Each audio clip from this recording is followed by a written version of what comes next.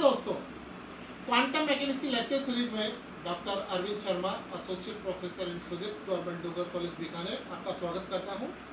आज का जो यूजी की सीरीज है क्वांटम मैकेनिक्स की, उसका टॉपिक है expectation values of dynamical variables.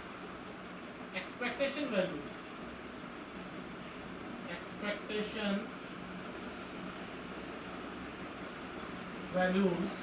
Of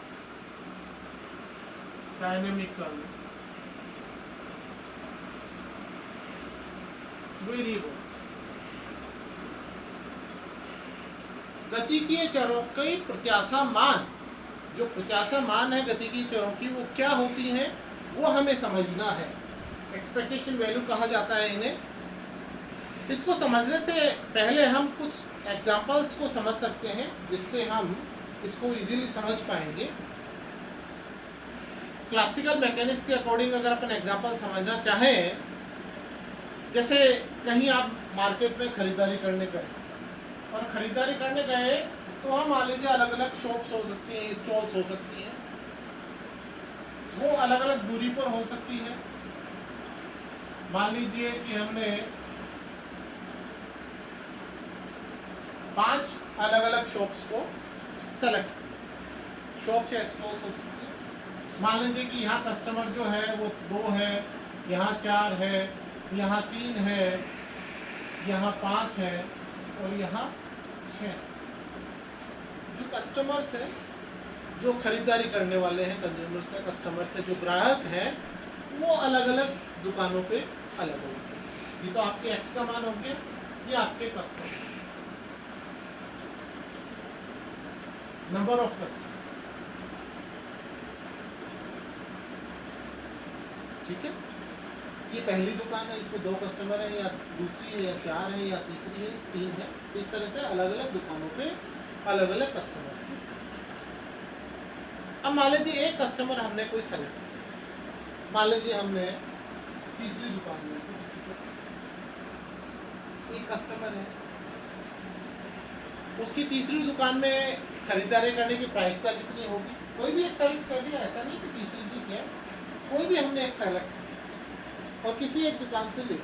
अब मान लीजिए कि हमें देखना है कि तीसरी दुकान से वो ग्राहक होने की प्रोबेबिलिटी कितनी।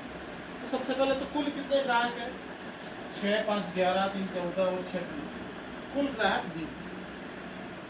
और तीसरी दुकान से उस ग्राहक की होने की प्रोबेबिलिटी कितनी होगी। जिस तरह से आपने पहले पढ़ा है, तो यहाँ ग्राहकों की संख्या कितनी है, तीसरी दुकान पे 3, और कुल ग्राहक कितने हैं, 20।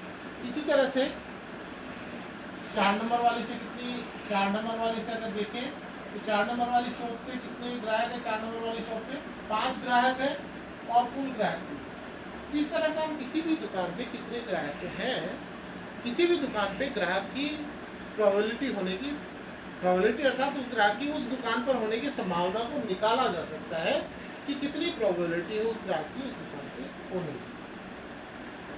इसी तरह से अगर हम एक्स का एवरेज निकाल लें, एक्स का एवरेज कितना हो जाएगा आपके, अपॉन 5 इक्वल टू 3, एवरेज 3। जैसे ये 3, 2 इधर 2 इधर, तो एवरेज औसत जो है आपका, इसका औसत आपके 3 आ रहा है। ठीक है, अब यहाँ हम ये देख सकते हैं, ये तो हमारे जो प्रायिकता है और औसत है, सामान्य रूप से जो हम औसत निकालते हैं उसको हम इस प्रकार से निकालते हैं। अब यदि हम ये निकालना चाहें कि वेटेड एवरेज क्या है, यदि हमें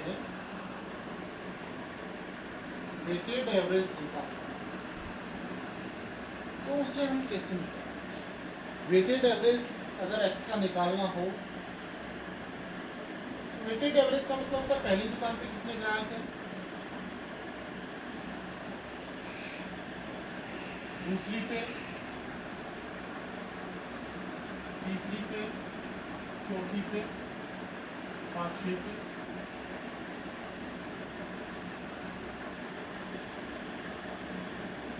और इसमें कुल कितने ग्राहक हैं, कुल ग्राहक कितने हो जाएंगे आपके कुल ग्राहक जो है 20 आपने पहले ही सम कर रखा है, ये नीचे इसका सम है। तो यहाँ पर इसको यदि हम ध्यान से देखें तो ये क्या है एक्चुअली, इसको हम इस प्रकार से देख सकते हैं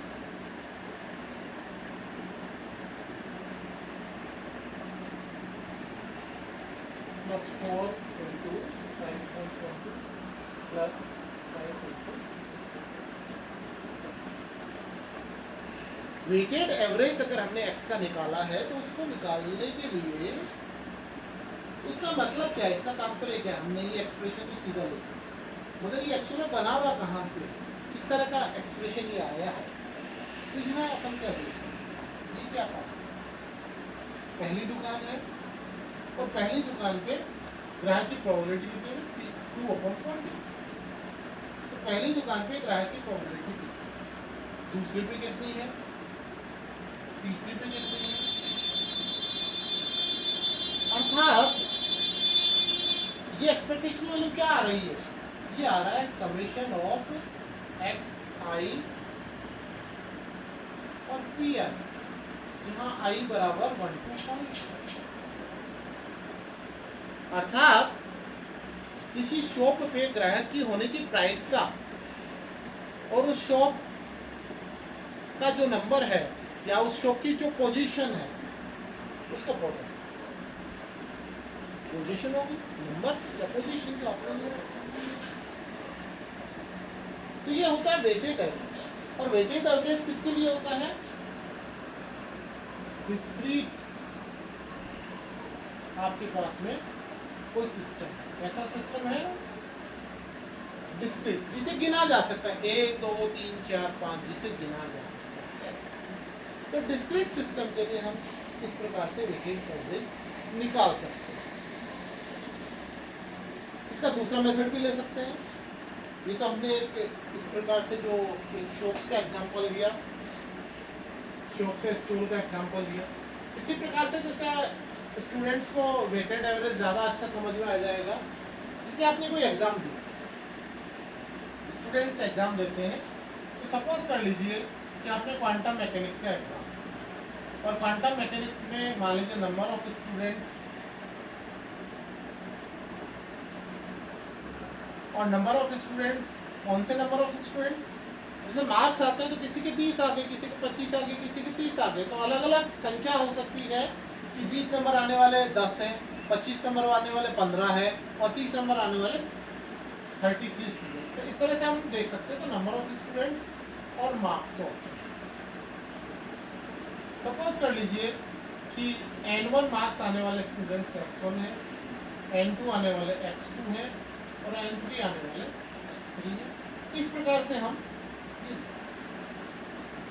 कोई पेपर दिया स्टूडेंट्स ने, जैसे क्वांटम मैकेनिक्स हमने लिया, और उस क्वांटम मैकेनिक्स में अलग अलग मार्क्स आने की संभावना जो है, अलग अलग मार्क्स आने वाले स्टूडेंट्स की संख्या, x1 मार्क्स आने की वाले स्टूडेंट्स की संख्या कितनी है n1, x2 मार्क्स आने वाले x2 जिन्होंने नंबर लिए हैं वो कितने हैं n2। जैसे मान लीजिए आप 50 नंबर आने वालों की संख्या है 20, मान लीजिए 60 नंबर आने वालों की संख्या है 17, या मान लीजिए 15 नंबर आने वालों की संख्या है 60।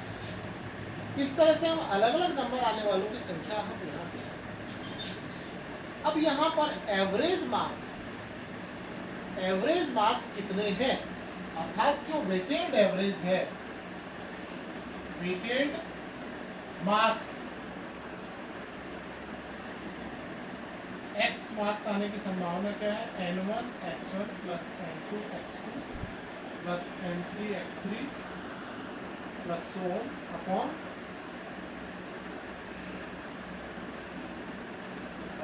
n1 plus n2 plus n3, ये इक्वल टू आ जाता है summation ni xi upon summation. ये मेथड भी वही है कि हमने किसी डिस्क्रीट सिस्टम को लिया और उस डिस्क्रीट सिस्टम से हमने वेटेड एवरेज निकाला। यहाँ जो ni है, जो नंबर ऑफ स्टूडेंट्स है, ये प्रोबेबिलिटी अर्थात प्रोबेबिलिटी पे डिपेंड करता है। क्वांटम मैकेनिक्स में प्रोबेबिलिटी जो है वेव फंक्शन के स्क्वायर पे प्रोपोर्शनल होती है।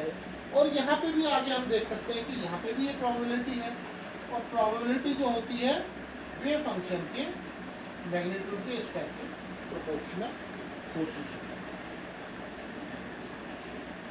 इसी प्रकार से कोई क्वांटम मैकेनिकल सिस्टम अगर आप ले लें, क्वांटम मैकेनिकल सिस्टम अगर लें, ये सेम एग्जांपल उसके लिए भी लागू होगा। जैसे आपने कोई क्वांटम मैकेनिकल सिस्टम, उस क्वांटम मैकेनिकल सिस्टम में अगर वेटेड एवरेज आपको निकालना है, वेटेड एवरेज ऑफ मार्क्स से ये होगा, वेटेड एवरेज है इसका मार्क्स। कोई भी क्वांटम मैकेनिकल सिस्टम आप और एक तरह का सिस्टम आपने इस तरह से n सिस्टम्स आप, प्रत्येक सिस्टम में आप फिजिकल क्वांटिटी का मेजरमेंट कर सकते हैं।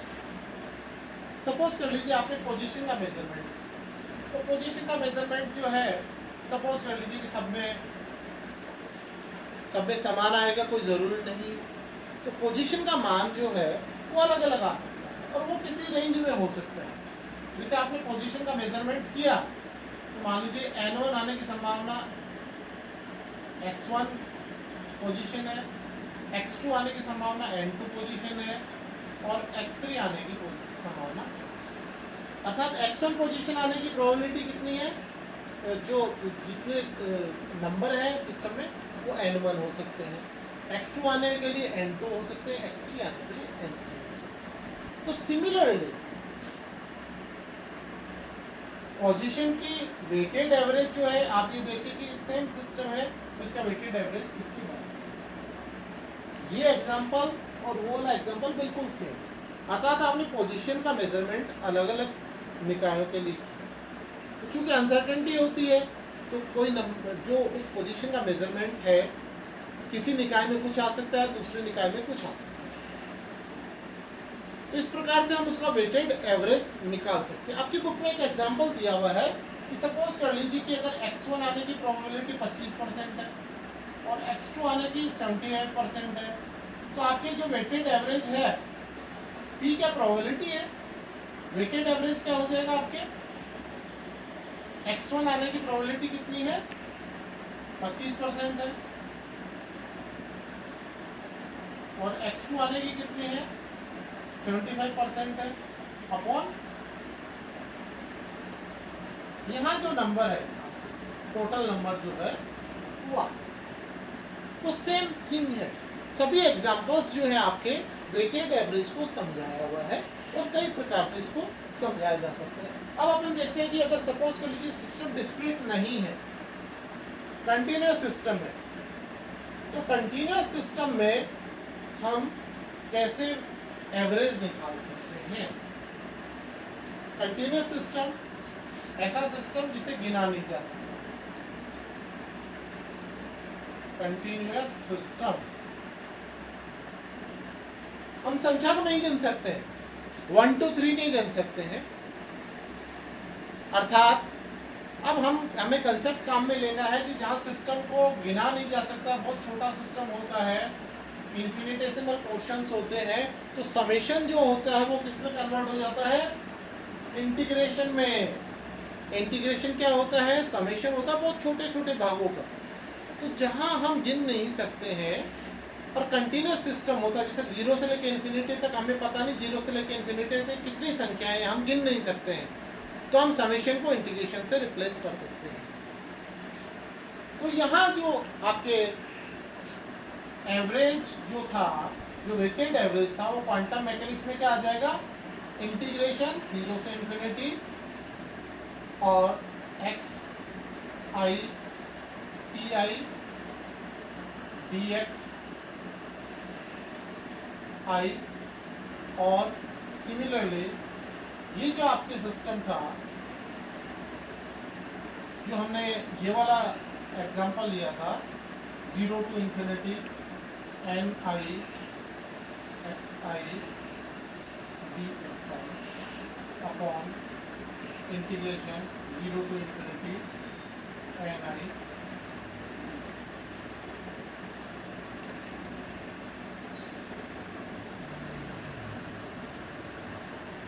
इस प्रकार से हम ये देख रहे हैं कि हम डिस्क्रीट सिस्टम से कंटिन्यूस सिस्टम की ओर गए हैं, जहाँ क्वांटम मैकेनिक्स में हमारे पास में जो कंटिन्यूस सिस्टम था उसमें एक्सपेक्टेशन वैल्यू हम कैसे निकाल सकते हैं। तो इस प्रकार से आपके पास में कंटिन्यूस सिस्टम में हम एक्सपेक्टेशन वैल्यू को निकाल सकते हैं। एक्चुअल में मैथमेटिकली इसको हम रिप्रेजेंट कैसे करेंगे, यहाँ पे ये महत्वपूर्ण पार्ट आ जाता है। मैं इन सभी चीज़ों को हटा रहा हूँ, ये हमने सिर्फ एग्जांपल्स को समझने के लिए लिया है। आपके पास में जो एक्सपेक्टेशन वैल्यू के लिए एक्स यहाँ पर डायनेमिकल वेरिएबल है। एक्स क्या है? एक डायनेमिकल वेरिएबल है। अब सपोज कर लीजिए कि आपके पास में एक डायनेमिकल वेरिएबल है। फॉर एग्जांपल ए क्या है? Dynamical.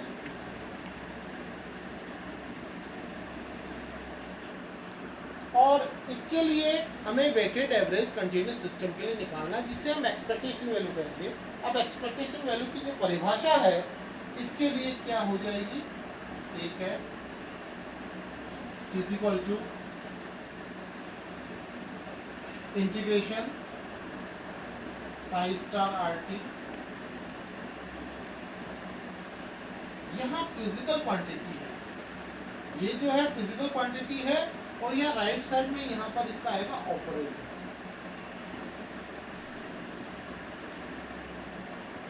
Upon integration psi R D D R या टीवी कर लीजिए, टीवी 3 डायमेंशन में। ये इसकी परिभाषा होती है, अर्थात मैथमेटिकली क्वांटम मैकेनिक्स में हम इसे रिप्रेजेंट इस प्रकार से करते हैं। और यहाँ रिप्रेजेंटेशन में ये ध्यान रखें कि ए कैप क्या है? ए कैप क्या है? यहाँ पे ऑपरेटर ऑफ ए, जो फिजिकल क्वांटिटी, जो डायनेमिकल वेरिएबल आपने यहाँ लिया है, इसका यहाँ ऑपरेटर है। और ऑपरेटर क्या होता है? किस पे ऑपरेट होता है? ऑपरेटर साई पे ऑपरेट होता है, साई स्टार ए साई। तो आप खास तौर से ध्यान रखिए, ऑपरेटर साई पे ऑपरेट होता है। अब यहाँ क्या था? जैसे मैंने पहले बताया, प्रोबेबिलिटी जो है, जो पहले एग्जांपल था p equal to psi square है, तो ये आप देखिए यहाँ हमने इसका p का उपयोग किया, और ये फॉर्मूला इस तरह से इसमें कन्वर्ट होता है। तो इसे ध्यान रखें कि जो आपकी एक्सपेक्टेशन वैल्यू की जो परिभाषा मैथमेटिकली होती है, फिजिकली तो हमने समझ ली एग्जांपल से, मैथमेटिकली आप ये ध्यान रखेंगे expectation value of dynamical variable A, जो गतिकीय चर ए है, उसकी प्रत्याशा मान क्या होगी? यहाँ ऑपरेटर आएगा, इसका संकारक आएगा psi star A psi upon integral psi psi psi star psi D. यहाँ ये ऑपरेटर आएगा, ये ऑपरेटर साई पे ऑपरेट होगा। ये खास तौर से आप ध्यान रखें। तो इस प्रकार से हमने इसकी परिभाषा जो है फिजिकली भी समझी, और क्वांटम इसको मैथमेटिकली भी हमने देखा कि क्या होता है। अब हम ये देखते हैं कोई भी फिजिकल क्वांटिटी हमारे पास में है, तो उसके लिए हम एक्सपेक्टेशन वैल्यू को कैसे रिप्रेजेंट करेंगे। तो आपके जो सिलेबस में दिया हुआ है, सबसे पहले